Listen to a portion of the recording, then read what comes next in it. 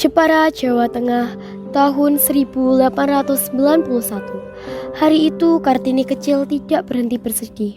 Kedua orang tuanya, Mas Adipati Aryo, Sosroningrat dan Mas Ajeng Ngasirah menyampaikan sebuah berita yang membuatnya sangat terkejut. Sudah waktu baginya untuk dipingit, seperti gadis pribumi lainnya yang berhenti sekolah dan bersembunyi di balik tembok tinggi.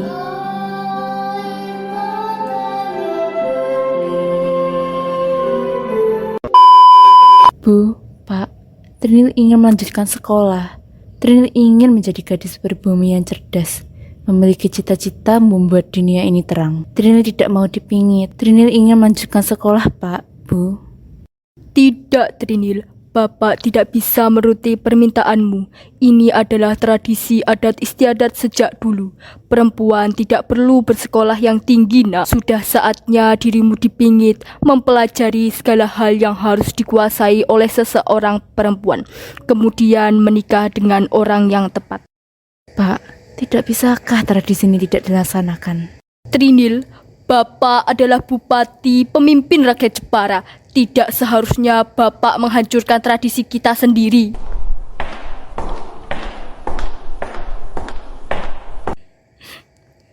Trinil mohon, Bu, lakukan sesuatu.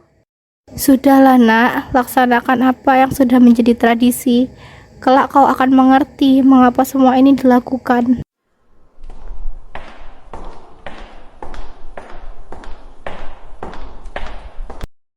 Bagaimana rasanya dipingit ya? Entahlah Trinil, yang pasti tentu saja kamu tidak terlalu bebas berinteraksi dengan semua orang. Kamu akan dikawal kemanapun kamu pergi.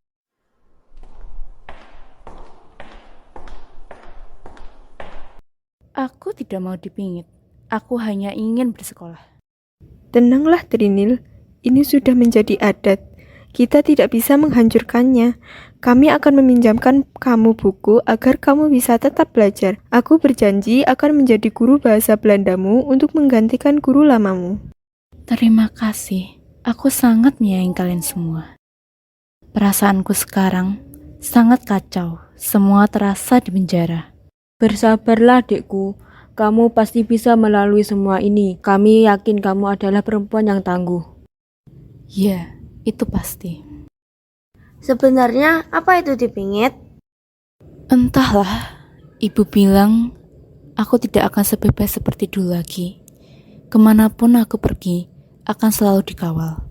Sebenarnya, aku tidak masalah dengan ini semua. Aku hanya ingin bersekolah. Aku, Rokmini, dan Kardina juga masih sekolah. Kapan kami akan dipingit juga? Saat umur kita 12 tahun, Soy Matri. Iya kan, Trinil? Ya, itu benar. Kartini sedang duduk di salah satu bangku kayu yang terletak di halaman belakang rumahnya. Tiba-tiba, dua gadis berwajah Eropa terlihat berjalan dari kejauhan. Kartini memicingkan matanya dan segera tersenyum gembira melihat siapa yang datang mengunjunginya. Dua sahabatnya, Rosa Manuela Appentinen dan Estella Zehandler.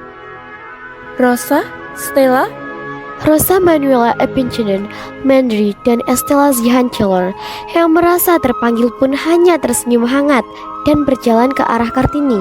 Sesampainya mereka di depan Kartini, mereka pun saling berpelukan satu sama lain melepas kerinduan. Guten Morgen Kartini, bagaimana kabarmu? secara fisik aku memang baik-baik saja. Tetapi aku tidak bisa memungkiri batinku terasa perih. Kalian tahu kan kalau aku tidak bisa berdiam diri seperti ini? Kami mengerti Kartini, kami pun sangat merindukanmu. Tidak ada lagi gadis bumi yang cerdas dan ceria sepertimu. Kelas pun serasa sepi sekali tanpa kehadiranmu. Aku juga sangat merindukan kalian. Aku ingin kembali, tapi tradisi ini membuatku tidak bisa melakukan apa yang ingin aku mau. Aku pun tidak mengerti tentang tradisi itu, Kartini. Apa masalahnya perempuan bersekolah? Aku juga berpikir seperti itu. Kalau kamu tidak sekolah, apa yang kamu lakukan, Kartini? Aku hanya melakukan apa yang dilakukan oleh perempuan pribumi, lakukan selayaknya, kemudian aku akan menikah. Itulah yang dikatakan ibuku. Kartini, kamu harus bersabar. Kalau kamu membutuhkan bantuan kami akan selalu ada untukmu. Terima kasih Stella, Rosa. Kartini, ini kami bawakan beberapa buku untukmu. Di antara ada yang berbahasa Belanda. Kamu bisa mempelajari dari beberapa buku ini. Sungguh, aku tidak bisa mengatakan apapun lagi. Hari-harinya pun diisi dengan semua hal yang katanya harus bisa dilakukan oleh wanita sejati, ditambah dengan belajar bahasa Belanda melalui buku-buku yang dipinjamkan oleh sahabat-sahabatnya dan kakak Raden Mas Sosrobusono.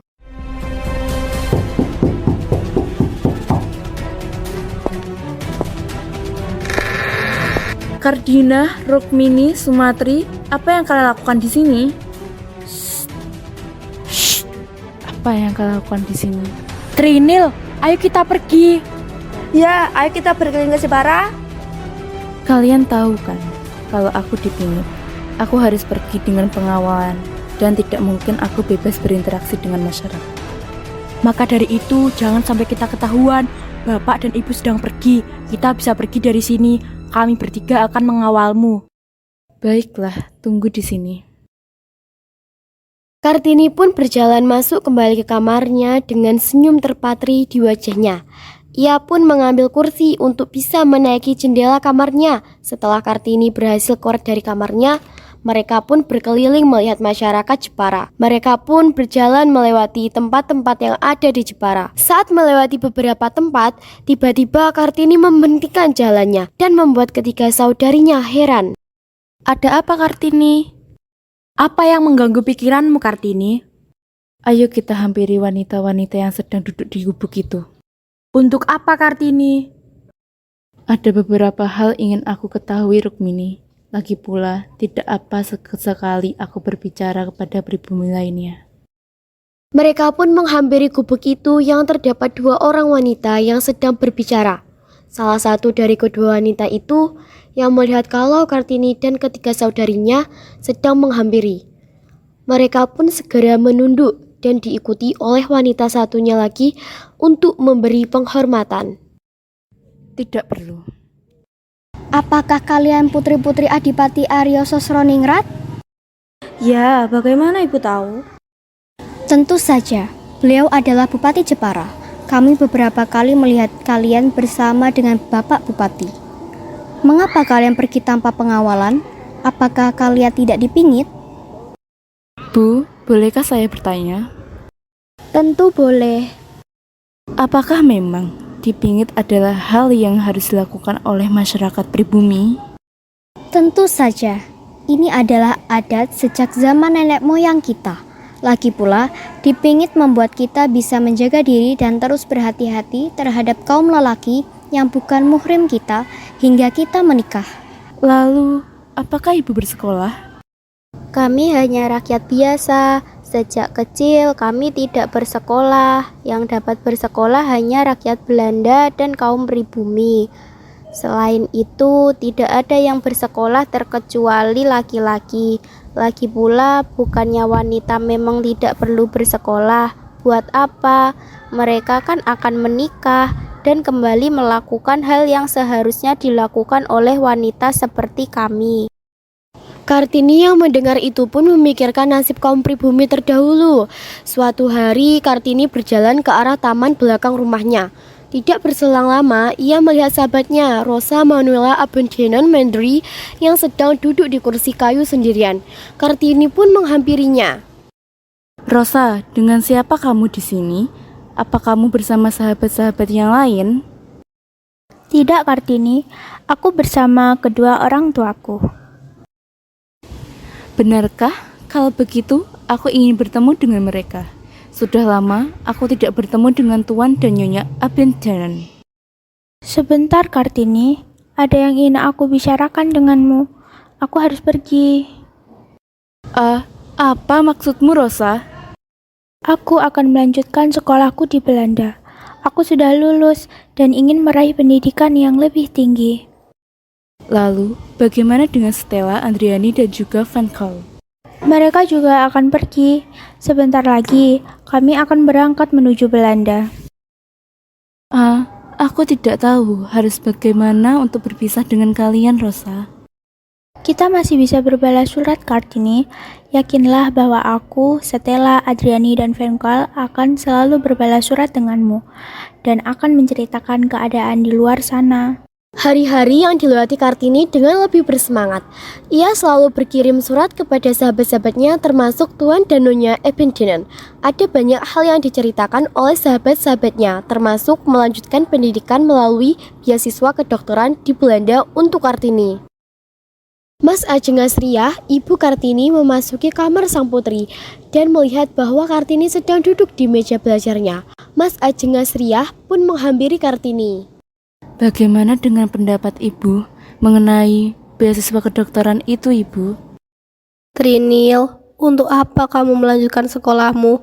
Ibu tahu, melanjutkan sekolah adalah keinginanmu. Ditambah melalui beasiswa yang artinya ibu dan bapak tidak menanggung uang pembayaran. Tapi nak, kamu adalah perempuan. Kamu sudah dewasa, Trinil. Bagaimana maksud Ibu? Mengapa kamu tidak menikah saja, Trinil? Ibu, bukankah Ibu tahu, Trinil ini memiliki cita-cita untuk membuat kaum perempuan bersekolah, untuk membuat kaum pribumi ini mengenyam pendidikan. Jika Trinil menikah, maka mimpi Trinil tidak akan terwujud. Pernikahan ini hanya menghambat segalanya, Bu. Trinil, kamu adalah seorang perempuan. Umurmu sudah cukup. Bahkan biasanya tidak ada perempuan yang berumur 24 tahun yang belum menikah di Jepara. Kamu harus sadar itu, Trinil. Sudah saatnya kamu berhenti dipingit. Berhenti dipingit, Bu. Tentu apabila kamu menikah, kamu berhenti dipingit, anakku. Karena sesungguhnya pingitan itu untuk melindungimu, untuk melindungi kaum perempuan. Dan kamu harus tahu sudah ada seseorang yang ingin meminangmu. Siapa lelaki tersebut, Ibu? Ia adalah Raden Mas Adipati Aryo Singgih Joyo Adiningrat, Bupati asal Rembang. Ia memang sudah menikah 3 kali. Namun, Ibu yakin dia adalah orang yang tepat untukmu. Trinil ingin menemuinya terlebih dahulu, Ibu. Ada beberapa hal yang perlu Trinil pertimbangkan. Baiklah.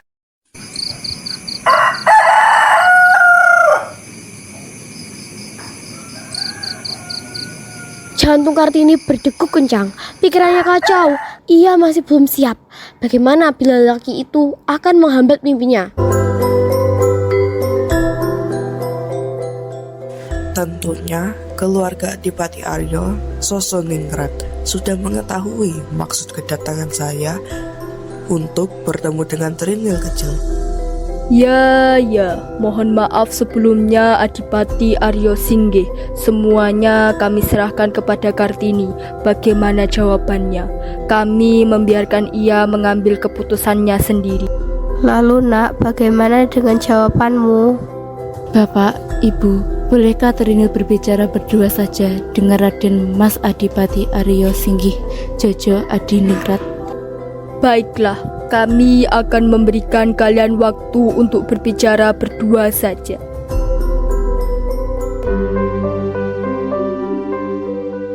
Mereka pun meninggalkan Raden Mas Adipati Aryo Singgih Jojo Adiningrat dan juga Kartini untuk berbicara berdua saja. Ada beberapa hal yang ingin saya tanyakan, Raden. Tentu, apa yang ingin kamu tanyakan, Kartini? Saya mempunyai cita-cita untuk membangun sekolah bagi kaum pribumi, khususnya bagi kaum perempuan. Setidaknya mereka tidak berada dalam keterbelakangan. Saya ingin perempuan disamaratakan dengan laki-laki. Saya ingin perempuan tidak lagi ditindas dan menjadi kaum yang lemah. Bagaimana dengan pendapat Adipati sendiri? Sungguh, bagi saya hal itu sangat mulia. Saya juga sempat memikirkan hal tersebut. Namun ada beberapa hal dan pertimbangan yang membuat saya belum melaksanakannya. Apabila Kartini ingin melakukannya, lakukan saja. Saya siap mendukung apapun itu. Kartini yang mendengar pendapat dari Raden Mas Adipati Aryo Singgih Jojo Adiningrat itu pun merasa sangat bahagia. Karena pendapatnya yang selama ini ditentang oleh semua orang, sekarang sudah ada dukungan dari Bupati Rembang. Setelah perjuangan panjang, emansipasi perempuan dan berbagai mimpi yang Kartini coba lanjutkan, akhirnya ia menutup usia. Kelak berkat perjuangannya masyarakat pribumi, terutama perempuan, hidup lebih baik dan tidak lagi ditindas. Seluruh rakyat pribumi dapat bersekolah siapapun itu berkat perjuangan Raden Ajeng Kartini.